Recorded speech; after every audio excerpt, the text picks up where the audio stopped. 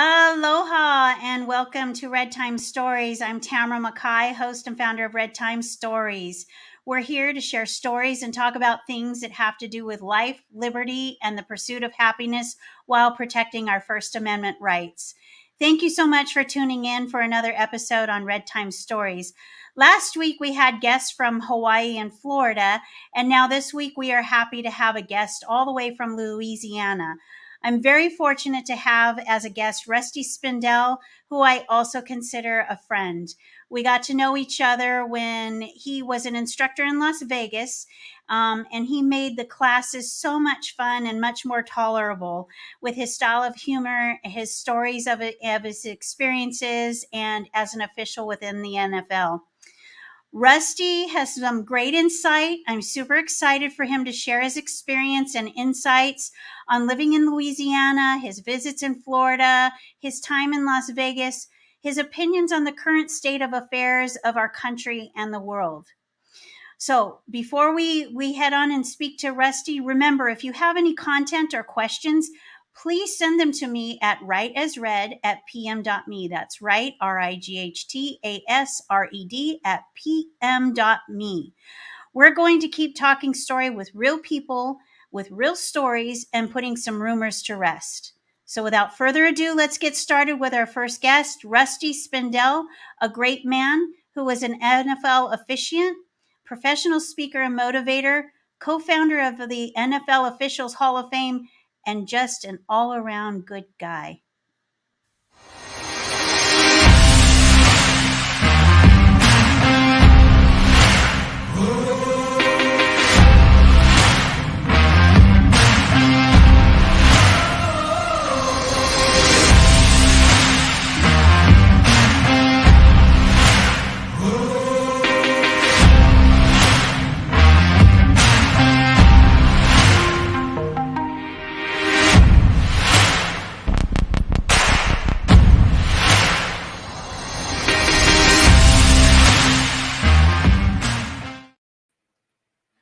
Wow, Hey. I'm going home. I can't beat that, Tamara. Thank you. Bye. Now, as you know, well, we're going to help you get your podcast going. You know, we were talking about that earlier. I'm excited. But hey, Rusty, welcome. I'm so glad to see you again. I was really excited when you said yes, so everybody could meet you. So we can get this party started. Why don't you tell everybody a little bit about yourself, and let's start talking story with Mr. Rusty Spindel. All right, I appreciate it. I'm here in Louisiana now. We had moved out of Louisiana with Hurricane Katrina, moved up to Las Vegas, and that's where I happened to meet Tamara, who was up in Las Vegas. We were up there from 2005 to just about 6 months ago. I'm married to my high school sweetheart. In fact, we just had our 53rd anniversary on June 6th. Wow, she's a very lucky woman. we tease about that because with my football career, I traveled 35 weekends a year. So I said that's why we're together so long. We didn't see each other that much, you know. So we're really only together about 7 or 8 years. Fortunate enough, we got 2 boys and we got 5 grandchildren. That was part of the reason for the move back to Louisiana. One of my sons lives just about 15 minutes from us with my 3 granddaughters, and my other son, who had lived out of the country for 18 years, moved to Florida, and he's only about 4 hours, 4.5 hours from us. So we came back down there. You and I were talking prior to the show that, for lack of better words, I call it retired, but I still do my speaking and stuff, and I enjoy it. I do what I enjoy doing. I don't have to get up and punch a clock from 8 to 5, and that really works out well. So enjoying life, and I was so glad to hear from you. You know, when you have students like you, Tammy, you make my life easy. It's easy to teach people like you and put up with all my jokes and my sideline stuff. So whatever I can do here. Yeah, well, the same goes for you. You made it, that's kind of painful, and it's easy to fall asleep in those types of environments. So at least you were entertaining and had some good stories, and I'm glad that we were able to build a relationship from that and stay in contact, And you mentioned a friend. Yes, I do consider you a friend, so I'm glad you said that. Thank you. Yeah, no, thank you. But I just think that you had a lot of great stories, and I love the experiences that you had shared in being in the NFL, especially as a National Football League officiant. And you were there, and I don't think people know that when you are coaching in an NFL game, not coaching, I mean when you're an officiant in an NFL game and the Super Bowl is won, you happen to get a Super Bowl ring as well. No, I personally did not do the Super Bowl. I did the Hall of Fame game. That's the ring you're thinking of, okay? Oh, okay. But Thank you yes, for clarifying the rumor. See, that's the rumor that we're stomping out. I started it. No, I'm just kidding. No, I don't want to take credit for something I didn't do, but no, we yes, you're absolutely correct that the officials do get rings for the championship game for the Super Bowl. It's not the same rings as the players get. It's done through the officials association, a little bit different design. Early on, what they used to do, they gave the official a ring. And if you happen to work another Super Bowl, and I mean, it was 4, 5, 6 years in between, they very rarely went 2, 3 years doing it. But when they would do another Super Bowl, they just added a diamond to it. I said, well, that's kind of tacky, because the guys that play the Super Bowl, they get a new ring every time they win, and they've kind of changed that around a little bit, So Right. But yeah, and you've been in my class when we talk about, because I've got a bunch of rings from different bowl games now from college and all that stuff from officiating, and people will ask you a lot of times, do all the officials get a ring? And I don't know if you remember my answer. I said, no, only the good ones, Right. But Yeah. and it's something I'm really proud of. Really proud of. I've got I think it's 15 different rings from the Cotton Bowl and Independence Bowl and different ball games that I've done. So really proud of those things. Well, you have a lot more to be proud of, because why don't you talk a little bit about the NFL Hall of Fames for officials that you helped co-found? Yeah, we did. We put together a Hall of Fame. Actually, it's not the Hall of Fame for officials. It's a clinic that we put together to bring guys together to teach them how to officiate better, for lack of better words. We bring in high school guys, college guys, whatever, and we put the term is we use a clinic that we put together. And I was fortunate enough that the gentleman that was running the Hall of Fame, Dave, and I can't believe I can't think of his last name right now, but David was running the Hall of Fame, and I asked him about it. Anyway, we got hooked up with that, and didn't take off as good as we wanted it to, but we've done several other things around it by using that, which is what it's all about. I'm fortunate enough. In fact, right now here in Louisiana, I'm working with 2 of the high school groups, going out and helping teach the young officials how to be a better official, what to look for, how to not have rabbit ears on the sideline with everything the coach tells you. I always tell the old story, when the coach says, Rusty, you stink. I said, I've always wanted to throw the flag, mark off 15 yards, say, how's it smell from down here, coach? But never had the guts to do that. But, that's something that you want to do. But I've had a great career. God, let's see. Started football officiating in 1970, high school football. Got into Division I college in 1980. And from there, I also worked arena football. Arena football, the second year it was officially in existence. I worked that for, I think, 15 years. And I worked there World Championship. Went to Paris, France on that, which was nice, our arena game there. And then got in the NFL. My story with the NFL was one of the gentlemen called me when I was in arena football. The NFL had taken over the officiating of arena football, so we worked under their umbrella. All the rules were different, but how they graded you and who, what, where you should be, and it made us much better officials. I mean, NFL is the pinnacle of where you can be. Mm-hmm. So I just discussed with my wife. I said, this is going to be my last year in arena football. I said, my knees can't take it. I had 4 knee surgeries on one knee. I said, I can't do this anymore. I said, I'd rather just do the college ball and let it last out a little bit longer. And she said, yeah, that's fine. No problem. She had to get rid of her boyfriend because those weekends would take no. So we talked about it. The next day. I get a phone call from a gentleman with the NFL that was handling our arena stuff. He says, Rusty, I want to talk to you about something. I said, okay. He says, we're hiring 8 officials from arena to handle to be a supervisor officials for 2 arena leagues that we have, and with the possibility of moving up and whatnot. He says, and I'd like to offer one of those positions to you. I said, well, I appreciate it. And he gave me the background and the pay and everything like that. I said, when do you need to know the answer? He said, before we hang up the phone. I said, okay. Thanks a lot. No time for negotiation, right?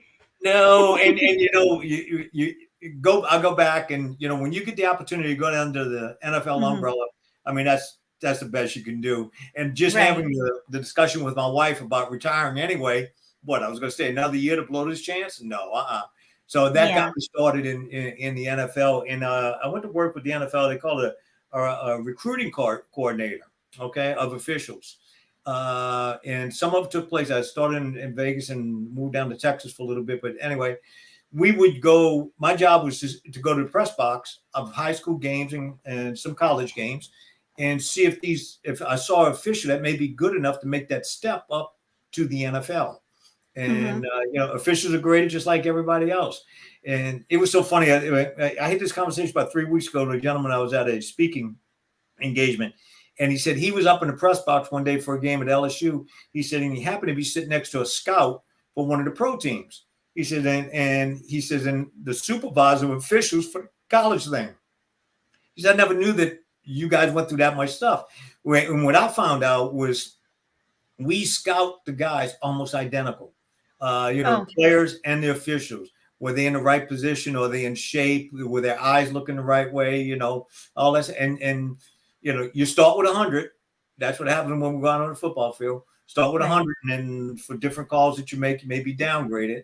Work your Uh, way. quick story about that. I was in arena football, and I knew I was up for the Arena World Championship, and based off of the same way that they grade in the NFL, good buddy of mine was the supervisor officials at the time, and he says, "All right, guys," he says, "as you know, you start with 100." I said, and his name was Buddy. I said, "Good buddy of mine," but his name is Buddy. But I said, "Well, Buddy," I said, "I'm starting with 100, right?" He said, "Yeah." I said, "I'm going to stay in here, keep my 100 for the game. That way, I got a good shot at working on the championship." He said, "Yeah, like that." Okay. But you Too got to have funny. fun when you're doing it. Got to have fun. Absolutely. So, with you being in the NFL, what would you say is your most exciting or memorable game that you officiated? Um, it was we talked about it. The crew that I went to, the Green Bay, because Green Bay's got such a tradition. The Packers, the field, the whole thing. I think it was more the site and everything around there. But oh shoot, I'm blanking on the quarterback's name right now. He's been there forever. I think he just moved to New York. But he was a quarterback, and I threw a flag in the game. And I threw a flag for defensive pass interference, and then there was a little scuffle. And I threw my hat for the scuffle. And when I looked, both of them were 22 offense and 22 defense. Or Oh, no, it was 21 offense, 22 defense. Went to report to file the referee, and I said, "Oh man," I said, "I don't know if it was 22 or 21." And the quarterback was there. He says, "He said it was 21." He said, "Don't call out the wrong guy. He'll get in trouble." So, oh. okay, we have discussions on the field. But my best. Well, I was fortunate enough to work the Hall of Fame game that year, so that Hmm. was great. But the interaction with the coaches is something people don't realize. And there's a coach. Well, he goes by Coach Mike, who's with Pittsburgh, I believe, and he. You trade sides at halftime. People don't realize that the wing of trade sides. So I went over and traded sides with him, and I introduced myself. I said, "I go by Coach Mike." I said, "Okay." So we had goofy play, what they call an onside kick. The ball went out of bounds and whatnot. And easy foul. They can take. You may not know this unless you play football, but take the ball where it went out of bounds. We can penalize 5 yards, and they can re-kick, or you can get the ball on the 35-yard line. Well, the ball went out of bounds about 3 yards from the kick, so you don't want to do it where it went out of bounds. And we kind of lead the coach that way. I go to the coach and say, "Coach, here's your 3 options." I said, "You went the ball where it went out of bounds, right?" He says, "Oh, yeah." I said, "Okay." So we're doing that. And for some reason, it was held up, held up, held up. I went to the referee and said, "What's going on?" He said, "They're checking something." I said, "Man," I said, "Coach is wondering what's going on over here." I said, "Just give him the ball. Let's go play ball." So I go back to the coach. He said, "What's going on?" I said, "They questioned something up in the press box." I said, "But we'll get it done." He says, "Now, Russell," he said, "I can have the ball there plus a 5 yard penalty." I said, "No, now you're just begging." I said, "The rule says you can have the ball there or the 5 yard penalty. But this is things that happen that people don't know. They see all the bad stuff that happens, but you got to have a good time out there too. You got to be professional now. Got to be professional. Yeah, absolutely. I know that just from what I see on the games of TV, sometimes tempers definitely flare. Yeah. So I'm sure that Oh, that can be challenging. Yeah. Have you had anybody really lose their temper with you? Well, I've been fortunate. I did this, God. Let's see, from 1970 to 2015, I was on the field. So, that's a long career.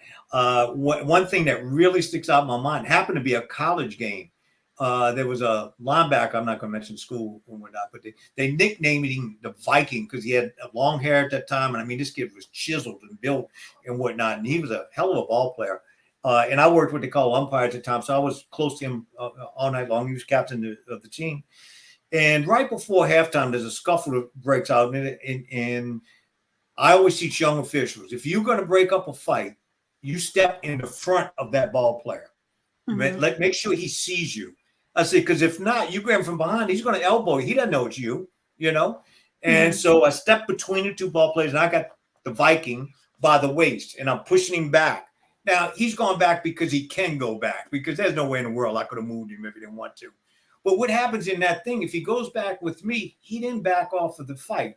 He went with the official that backed him off. Does that make sense? Yeah. He didn't back away from the fight. The official pulled him back. But the whole time I'm telling him, I'm trying to keep you in this game. I said, don't throw a punch. I'm trying to keep you in the game.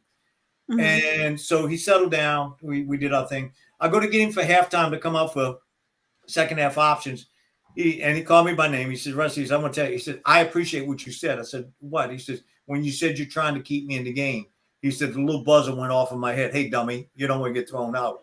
Right. It's just different ways that you do things out there, So. Well, that's pretty good to be able to handle that type of a situation with, gorillas out there, and keeping their tempers down.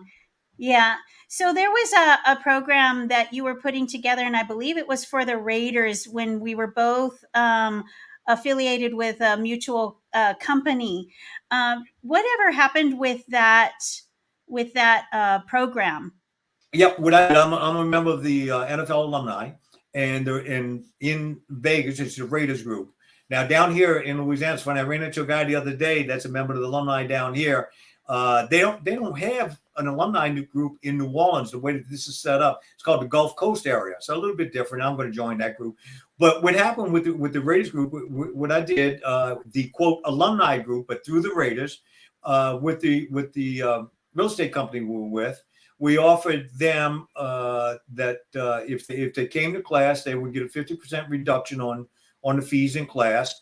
We would start them out at a higher commission rate, and we gave them some additional books to start with, to give them, because a lot of the alumni get kind of lost when it's over with. They don't know what to do with themselves. And these guys, know everybody in town, but unfortunately everybody in town takes advantage of them too, So we wanted to put a little group, not a little group, we want to put a group together and give them this opportunity. But what it allowed us to do as the real estate company was to advertise as the official alumni association of the Las Vegas Raiders. So it gave us a little, I call it a feather in our cap, that we would only. Oh, definitely. I remember when you started that, it was pretty exciting. And mm-hmm. You also brought in a couple professional NFL players and trained them as well in the business as well. So, absolutely. Are they still going? They have to be successful if they went through your class. Yeah, well, the biggest thing is so funny. There's two of them that are doing real well. Okay. Mm-hmm. And one of them took off from day one. The other one's got so many other activities that it's not a sideline, but it almost is for him because of all the other things that he does. And he's doing a lot of charity work and stuff like that. But if you remember in class, when people found out I was involved with the NFL and the Raiders and whatnot, the Raiders are coming to town, they're going to they need somebody to buy a house from. I said, you're behind the rock already. That took place 6 months ago. I had to explain to them how, what, and why. But one of the players, we had talked about that, and I told him, I said, look, make the phone call. I said, you got to in, because I'm going to use the Raiders since we're talking about them. They've got somebody at that time when they were in California, okay? They've got somebody that's in charge of the move. So it might be Tamara. Tamara, I am Rusty Spindel. I'm a real estate agent in Las Vegas. Have you hooked up with anybody yet? Can I help you with anything? and that's how it gets started, and it goes by contacts. And Jesus, and this guy actually played ball for the Raiders for a year. He got traded off. He played ball with the Raiders for a year. So I said, man, you've got to make that phone call. So, but that's what happens in there. Yeah, absolutely. So, what we're going to do is we're going to take a really quick break to recognize our sponsor. It's our sponsor is Be Nourished, and they're a great supporter of I'm sorry, I'm losing my train of thought of Liberty Arise Media and Redtime Stories. So we take just a moment, and when we come back, we'll continue our conversation with Rusty and talk about his views on the temperature of what's going on in the world and his speaking engagements. So we'll be right back. Good deal. Thank you. Honey. It's one of the greatest gifts to man.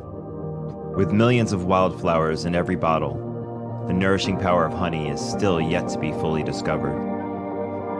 Be Nourished Healing Products combines healing ingredients from around the planet to the purest honey from the island of Maui to bring magic to your taste buds. The best honey from the most beautiful place to nourish your body, mind, and soul. From our hearts to yours. Be nourished.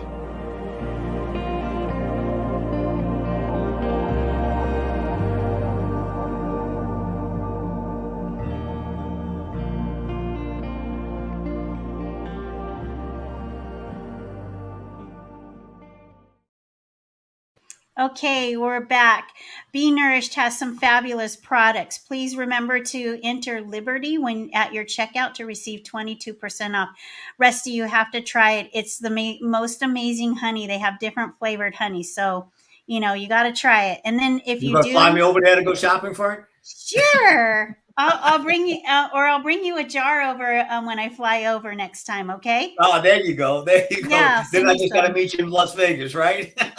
Hey, maybe, I don't know, it's a good excuse to go to Louisiana now. You mentioned Mardi Gras, right? That's right. That's right. Yeah. I did a little homework on Louisiana, because I knew we would talk about different things and get into general things a little bit. But, when my son was trying to sell me on the fact, I got it somewhere here. Oh, something real unique I want to share with you because of politics. Sure. Did you know we have a Democratic governor, but a Republican House? House and Congress, yeah. The president of the state Senate and the state speaker are Republicans, and a Republican-run House, but a Democratic governor. So how's that working out for you over there in Louisiana? There's pluses and minuses. I know that's a hell of a way to answer the question, but the Governor Bell, he knows he's got his hands tied in some situations, and he's not foolish. He's really not. Louisiana, unfortunately, I grew up here, until Katrina moved away. Louisiana, we used to always grow up and say, Louisiana's got the best politicians money can buy, Right? Yeah. And then I moved to Las Vegas. I found out, wait, maybe that's not true. Maybe there's something. No. I don't know. Pretty tied, I would think, because wasn't New Orleans pretty much infiltrated by the mafia back in the day? Absolutely. Carlos Marcella ran the, not that I would know, but ran the New Orleans mafia. Yeah. And supposedly. Okay. Right. If anybody's out there. My wife and I were out when we were, I think we were still dating at the time. There was a particular place that we used to go eat pizza. It was probably while we were dating after football games and whatnot. And it was supposedly catered to some bad people here and there. Yeah. Well, one night the doors open and man, these guys come walking in with long coats on and then go straight to the back and the place got quiet. Just watched them walking back. When we walked out, they had like 3 big limousines out in the front of us. Yep, that confirmed what we were thinking. Okay. Yeah. And they all have the same look and the same walk and yeah. Yeah. So absolutely. So what do you think now, since Sisolak is gone and now there's a Republican governor over there in Nevada? I'm happy. I'm thrilled. I just I don't know what kind of support he's going to get. I don't know what the House is made up of over there. I haven't paid much attention to that at all. You Right. know, Okay. in fact, I was scheduled to do a talk for the Republican. It was a Spanish people for Republicans, and they had to cancel. That was when COVID was just starting and whatnot. Right. But and look, I mean, there's no secret. I wear the American flag, and I'm a Trump person. Yep. So I was watching a comedian on Woohoo. TV the other night. I was watching a comedian on TV the other night. He says, "You may not like everything I say. That's okay. You can disagree, but don't get mad at everybody for, in that case, laughing or whatever the case is." And that's the same thing. My son and I don't agree on a lot of things. He lived out of the country for years. People say, "What did he do?" I said, "I tell you, but then I have to kill you." But Right. Right. yeah, and we have different philosophies on things, and that's okay. That's no problem. I mean, I still love it a little bit, but Right. we're good. But we're in trouble, man. We're in trouble with this Yeah. idiot that's in there right now. Yeah. I think I shared this with my wife several times. I said, I think he gets up every morning. Of course, he doesn't make the decisions, but I think he gets up every morning and says, "What can I screw up today?" Or do you mean that when he gets up every day, he gets told what to screw up every day? It's exactly it. I agree Yeah. with you 100% on that. And, Hmm. first thing he did when he got in is took everything Trump did and said, "No, we're going to delete that, delete it." And it's amazing to me that he can do all this by executive order, and Trump couldn't get anything through with executive order. you Right. know, Yeah. and right now with the smartest human in the world, Hunter, that left his laptop at a place with all this stuff on. How smart are you, man? The Right. things you should hide. You don't bring a laptop to get fixed. You destroy it. I would imagine. Right. I've never been in that situation, Well, that's but what happens when you're inundated with, you know, high quantities of drugs and alcohol. yeah, and you also put yourself above the law. Nobody's gonna Yeah. touch me. My daddy's the Hmm. president, or vice president, Tom, whatever the case is or Yeah. was. But I made some notes today because I knew we were going to talk a little bit about state of the economy and stuff like that. We 10 days ago went through the debt ceiling thing that oh man, we're going to go Hmm. broke. We're not going to make anything. How in the world do you give out money to foreign countries, illegals, and other people and things when you don't have any money? You're borrowing Right. money, give out money, and you don't know if you're going to make your next payroll. But let me give, and I got it around here somewhere. Ukraine, let me give them another $75 billion. Well, Right. excuse me, Now, I get real upset with these people in Congress, and my son's in the Coast Guard. I'm on Social Security. Okay, I mean I got other things for you, but I'm on Social Security. Hmm. I love it. The first things they're going to cut out is not pay the military, not pay the. Whoa! Let's not pay you. Let's start Right. that. Let's don't pay you. My feeling is this too. All right, and I forget exactly what they make, but I'm going to make my numbers easy. Let's say they make $100,000 a year, and I know it's more than that, but let's say they make $100,000 a year on their salary. And when's the last time we had a budget? We haven't had a budget in 20 years? Hmm. It's always, we're gonna put a budget together. If you go over that budget, whatever percentage of that budget you go over, let's say 10%, your salary's cut 10%. You make $90,000 a year. You don't make 100.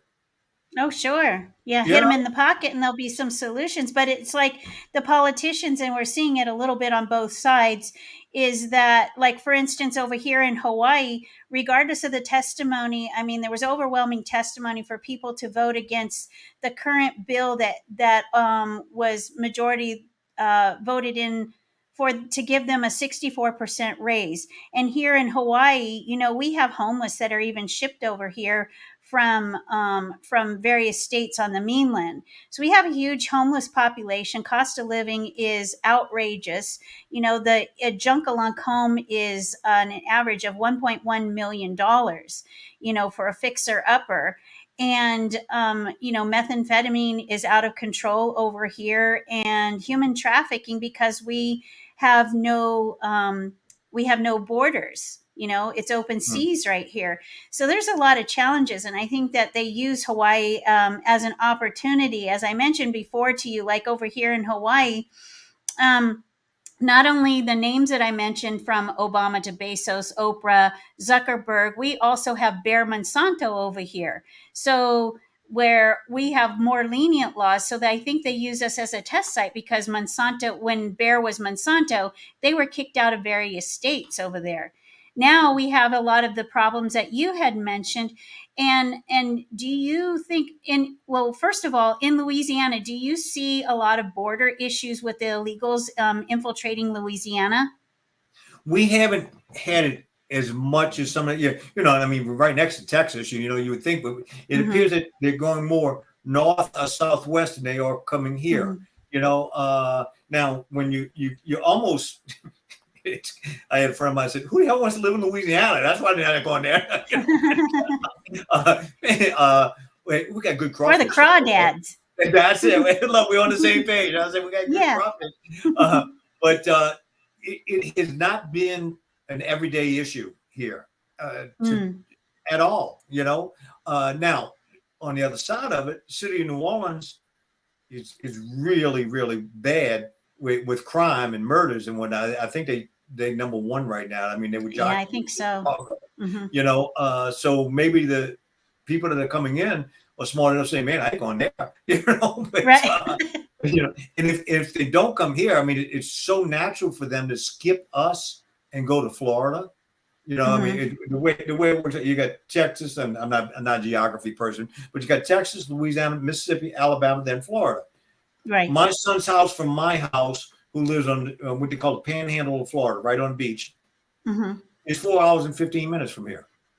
Who wouldn't want to come in and skip Louisiana, Mississippi, Alabama, and go to Florida?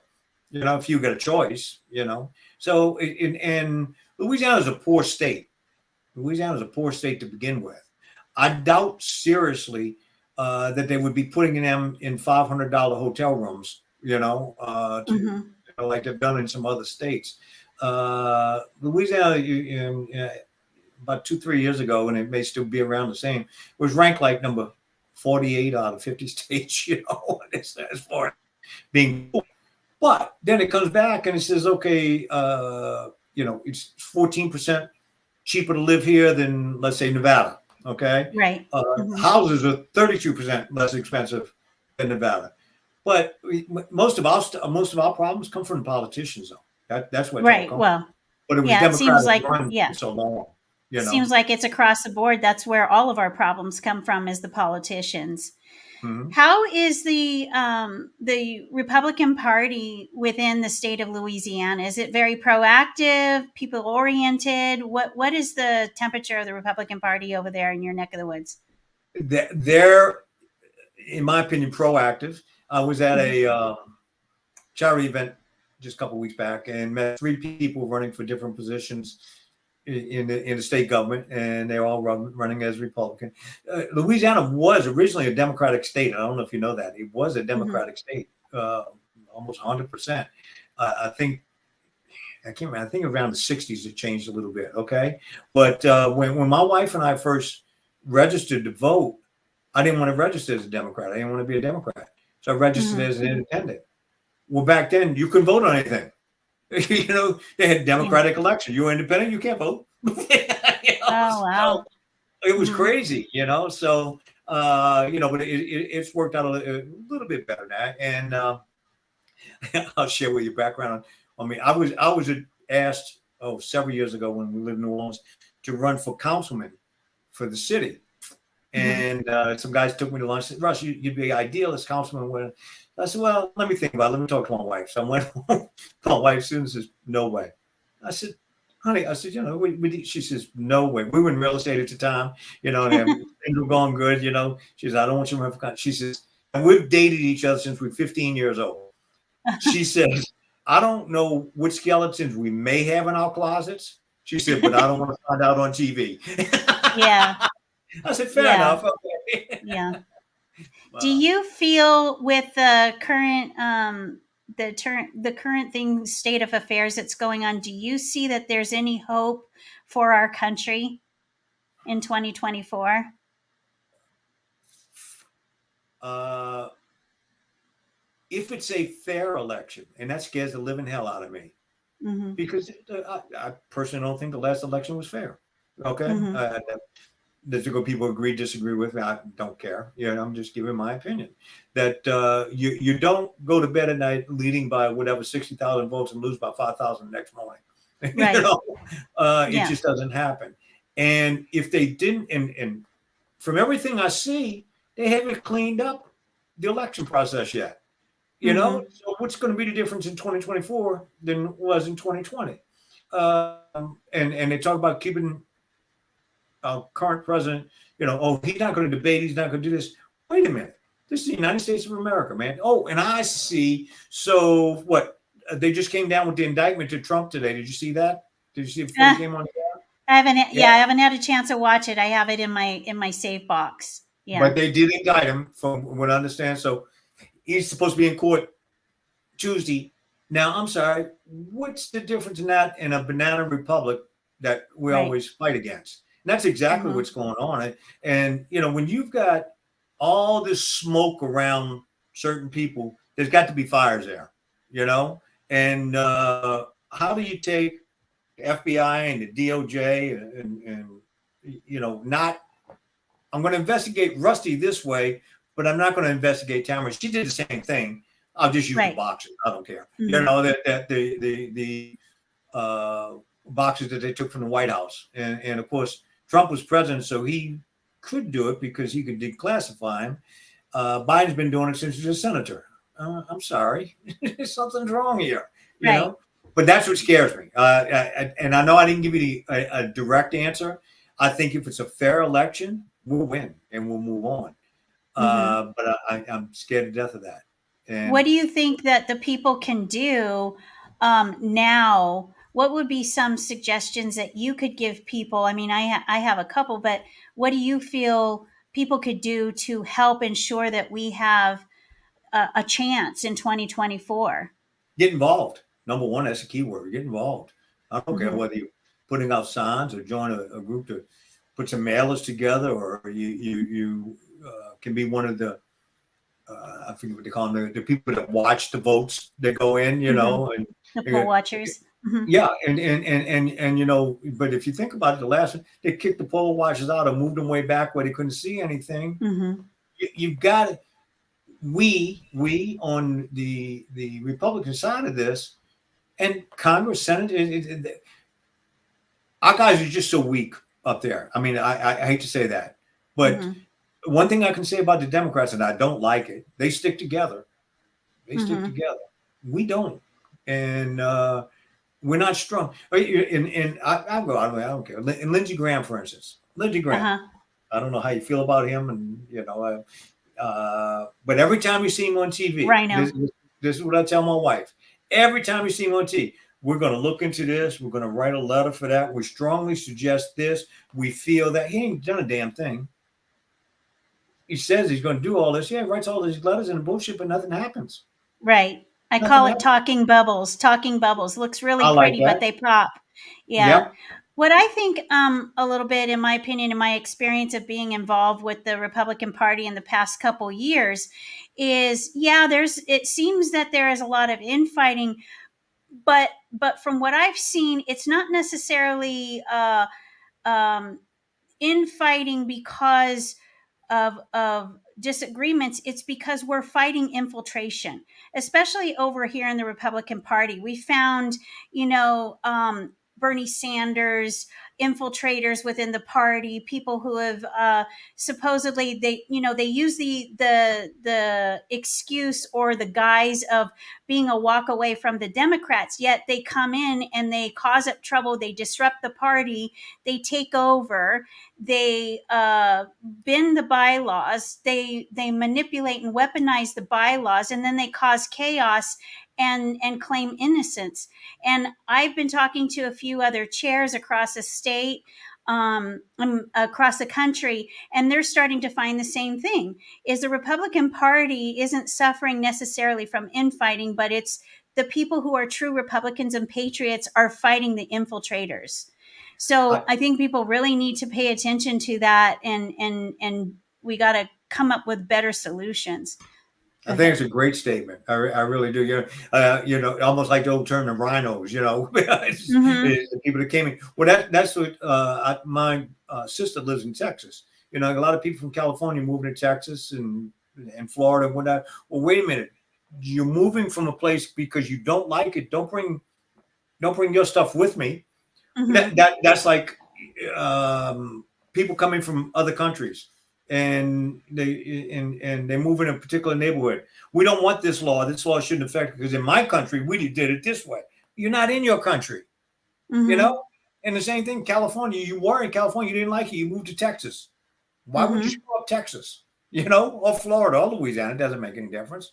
If you don't like it, go someplace else.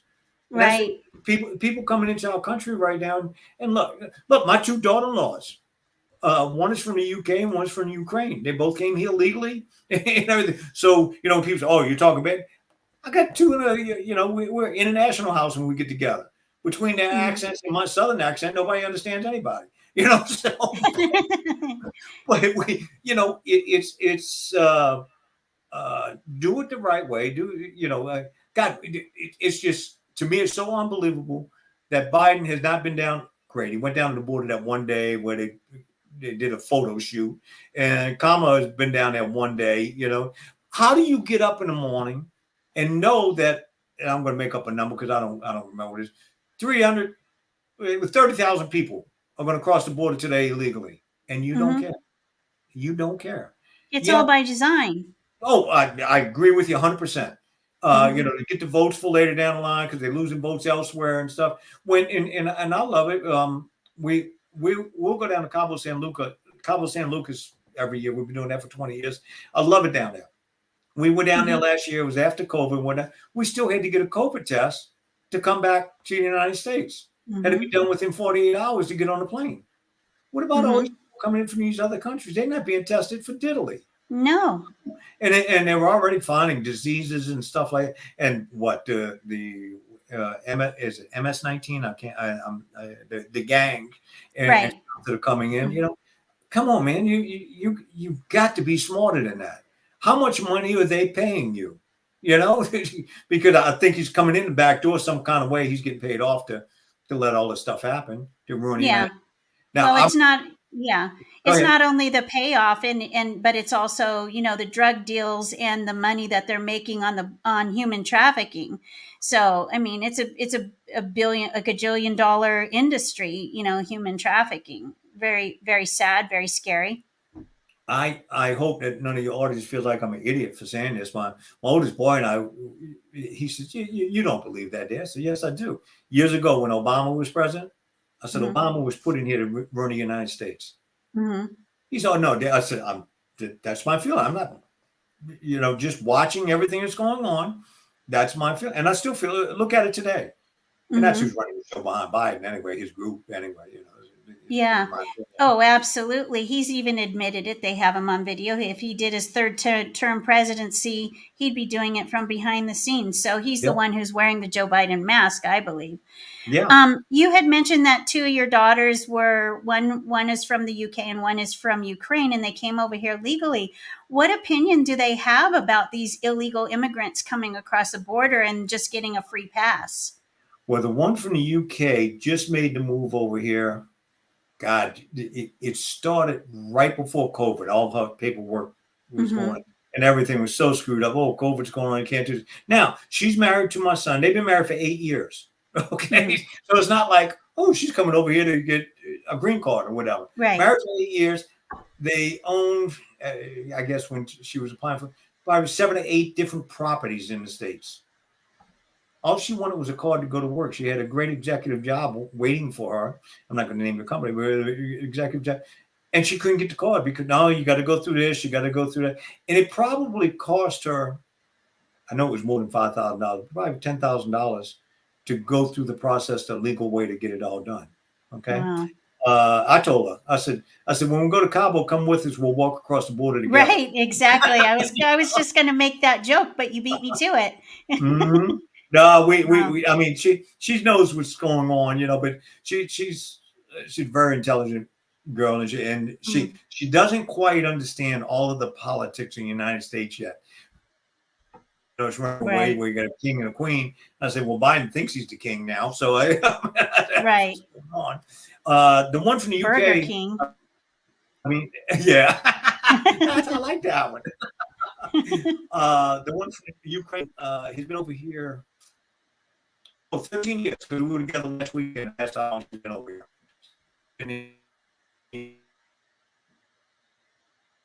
Oh, we got you. Always talking to them because of the war going on. Oh, freezing up a little bit. Yeah. You from? So hopefully we could get you a little bit unfrozen here, Rusty. We're good now. There you are. I can hear you.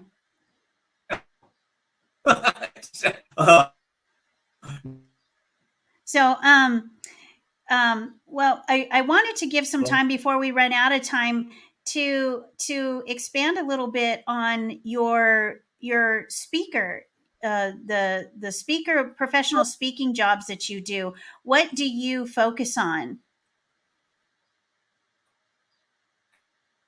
And I had a friend of mine years ago said, if somebody questions you on the sideline about a rule or something, he said, fake it. They don't know the rule, But no, with football, what I do, I use the term I'm an entertaining speaker. I'm not out there to tell you make $1 billion. I'm not selling you all these books to say this is how you succeed in life. Somebody asked me if I can do a not inspiration. Or when you try to get people fired up to do things. I say what, if you walk out on a football field.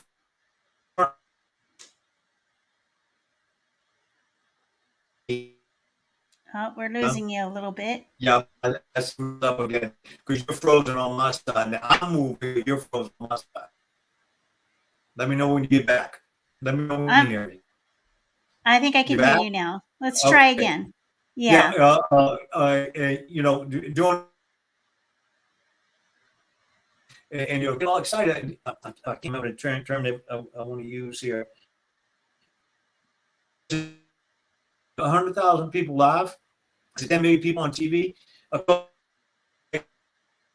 million a year. And he's got a question. I said, motivation. That's motivation enough to do it right.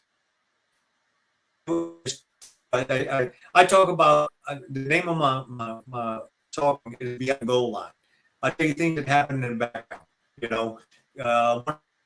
Talk the replay umbrella. People talk about camera. You're locked up on me again. You okay now? Yeah. You're coming in and out. I think we have you now. Okay. You were talking about Beyond the Goal Line.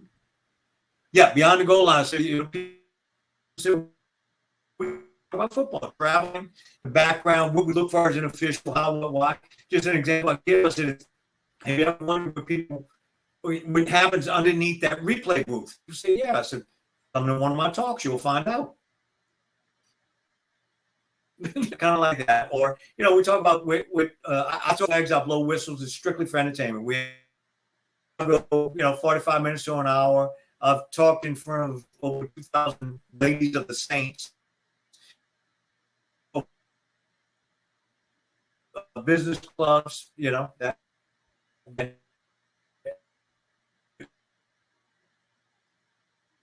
Let's see what he's. We've got it again now. Okay, yeah, we keep about. Look like it's gonna turn us off. I think we have you freezing a little bit. You come in and out. Okay. Okay, now now we've got you. Let's see, and go ahead and if you wanted to just repeat a little bit about Beyond the Goal Line. Yeah, what I was saying is stage, and we'll do a pass interference thing. I'm pushing on you, you pushing on me. Who's the flag on? And they'll say this. I said, and about half the room says offense, half says defense. I said, what were you looking at? Well, Tamara was pushing on Rusty. I said, as an official, I'm looking at her feet. They said, why? I said, because the one who's on their toes is the one doing the pushing. The one on their heels, the one being pushed. And people don't know that. And that's fine. They should know that. They didn't do that for a living. But it's just one of the things we talk about.